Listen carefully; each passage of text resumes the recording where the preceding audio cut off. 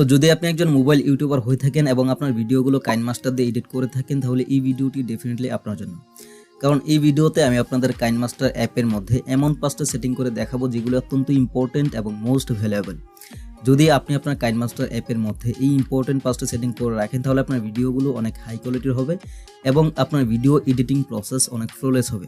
তো খুবই ইম্পর্টেন্ট হবে ভিডিওটা, অনুরোধ থাকবে না টেনে সম্পূর্ণ দেখার জন্য। আর হ্যাঁ, যদি আপনি আমার চ্যানেলে নতুন দর্শক হয়ে থাকেন তাহলে অনুরোধ থাকবে সাবস্ক্রাইব করার জন্য এবং পাশে থাকা বেল আইকনটি বাজিয়ে দেওয়ার জন্য। চলুন তাহলে এই ভিডিওটি স্টার্ট করছি।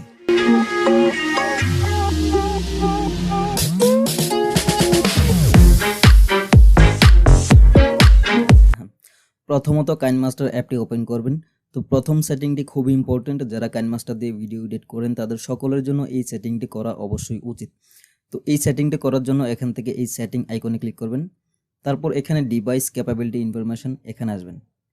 তো এখানে আপনি দেখতে পারবেন আপনার ডিভাইস অনুযায়ী আপনি কত রেজুলেশনে আপনার ভিডিওগুলো এক্সপোর্ট করতে পারবেন এবং আপনার ভিডিওতে কতগুলো লেয়ার ইউজ করতে পারবেন। তো এখান থেকে আপনি আপনার ডিভাইসের ক্যাপাবিলিটি চেক করতে পারবেন। তার জন্য আপনি উপরে একদম ডান দিকে এই 3 ডটে ক্লিক করবেন। তারপর এখান থেকে রান অ্যানালাইসিস নাও এখানে ক্লিক করবেন। তারপর আবার রান অ্যানালাইসিস নাও এখানে ক্লিক করবেন। তো এটা এখন প্রসেস হবে। প্রসেসটা কমপ্লিট হওয়ার পর আপনি বুঝতে পারবেন আপনার ডিভাইসের ক্যাপাবিলিটি কি, অর্থাৎ আপনার ডিভাইস কত রেজুলেশনে আপনার ভিডিওগুলো এক্সপোর্ট করতে পারবে অথবা কতগুলো লেয়ার ইউজ করতে পারবেন আপনার ভিডিওতে। ওকে, তো আমি আপাতত এই প্রসেসটা ফাস্ট ফরওয়ার্ড করে নিচ্ছি। তো আমাদের প্রসেসিং কমপ্লিট হয়ে গেছে। দেখুন আমার ডিভাইসের ক্যাপাবিলিটি অনুযায়ী আমি সর্বোচ্চ এখানে ফুল এইচডিতে আমার ভিডিওগুলো এক্সপোর্ট করতে পারবো এবং ডান পাশে লেয়ার দেওয়া আছে যে আমি কতগুলো লেয়ার আমার ভিডিওতে ইউজ করতে পারবো। ওকে, তো দ্বিতীয় সেটিংটি করার জন্য আপনি একদম নিচে আসবেন। তারপর এখানে অ্যাডভান্সড অ্যান্ড এক্সপেরিমেন্টাল সেটিং এই অপশনটি দেখতে পাবেন, এখানে ক্লিক করবেন। তারপর এখানে আপনি অনেকগুলো অপশন পেয়ে যাবেন। এখানে প্রথমেই allow expert frame rate up to 60 fps এটা এনেবল করে দেবেন, তাহলে আপনার ভিডিওগুলো 60 fps ফ্রেম রেটে এক্সপোর্ট করতে পারবেন। তারপর আবার একটু নিচে আসবেন, এখানে দেখতে পাবেন আনলিমিটেড ভিডিও লেয়ার মোড, এটাও আপনি এনেবল করে দেবেন। তাহলে যখনই আপনার ভিডিওতে কোনো লেয়ার নিতে চাইবেন তখন কোনো রকম প্রবলেম আপনার সামনে দেখাবে না। অনেক সময় দেখা যায় যে কোনো ভিডিও ইম্পোর্ট করতে সমস্যা দেখাচ্ছে বা দেখাচ্ছে নট সাপোর্টেড, এই প্রবলেমটা এই অপশনটা এনেবল করার ফলে দেখাবে না। ওকে, তো এবার আমাদের তৃতীয় সেটিংটি করার জন্য যে কোনো একটা ভিডিও টাইমলাইনে আনতে হবে। তো এই সেটিংটি করার আগে ভিডিওটি একটু প্লে করে দেখাই, দেখুন কেমন দেখায়। দেখুন ভিডিওটি কিন্তু নর্মালভাবে প্লে হচ্ছে। তো ভিডিওটি যেন একটু অ্যাট্রাকটিভভাবে প্লে হয় এর জন্য একটি সেটিং আমাদেরকে করতে হবে। তার জন্য বাম দিক থেকে এই সেটিং আইকনে ক্লিক করবেন। তারপর এখান থেকে ভিডিওতে আসবেন। আসার পর প্রথমে যে অপশনটি রয়েছে ভিডিও ফেড ইন, এটাকে আপনি এখানে ডাবল ট্যাপ করে এনেবল করে দেবেন এবং নিচের দিকে আপনি এটার সেকেন্ড লিমিটেড দেখতে পাবেন, এটার সেকেন্ড লিমিটেড করে দেবেন আপনি 50 সেকেন্ড। দেন এখান থেকে রাইট বাটনে ক্লিক করবেন। এবার দেখুন ভিডিওটি আমরা প্লে করে দেখাই।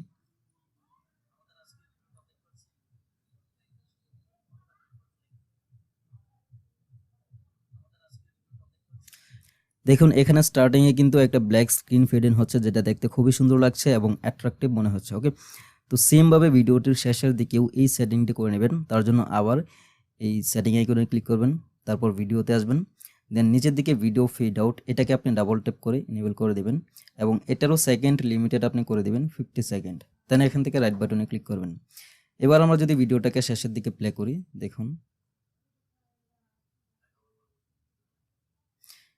ভিডিওটা শেষ হওয়ার পূর্বে কিন্তু একটা ব্ল্যাক স্ক্রিন ফেড আউট হলো।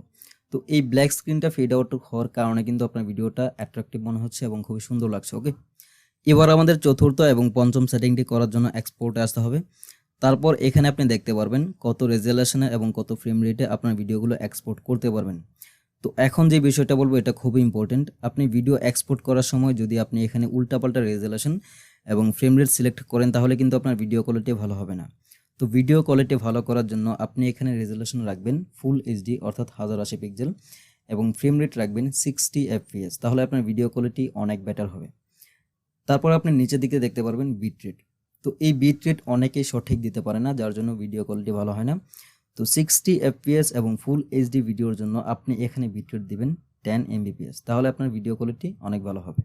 যদি আপনি এখানে বিট রেট একদম হাই করে দেন তাহলে আপনার ভিডিও কোয়ালিটি ভালো হবে, তবে 2-1 মিনিটের একটা ভিডিওর জন্য এখানে অ্যাপ্রক্স সাইজ হবে প্রায় 1 জিবির কাছাকাছি, যেটা খুবই বিরক্তিকর এবং আপলোড করতে আপনি অনেক প্রবলেমে পড়তে পারেন। আবার যদি আপনি একদম বিটরেট ল করে দেন, তাহলে কিন্তু আপনার ভিডিও কোয়ালিটি খুবই বাজে হবে, খুবই দেখতে খারাপ লাগবে। তো ওভারঅল মিলিয়ে ভিডিও কোয়ালিটি বেটার রাখার জন্য আপনি এখানে বিটরেট রাখবেন 10 Mbps, তাহলে আপনার ভিডিও কোয়ালিটি খুবই ভালো হবে। ওকে, আই হোপ ভিডিওটি আপনাদের কাছে ভালো লেগেছে। যদি ভালো লেগেই থাকে অবশ্যই একটি লাইক দিয়ে দেবেন, আর এখনো পর্যন্ত যদি আমার চ্যানেলে সাবস্ক্রাইব না করে থাকেন অবশ্যই সাবস্ক্রাইব করে পাশে থাকা বেল আইকনটি বাজিয়ে দিবেন, যাতে করে পরবর্তী ভিডিওগুলো সবার আগে আপনি পেয়ে যান। দেখা হবে পরবর্তী কোনো ভিডিওতে। ধন্যবাদ।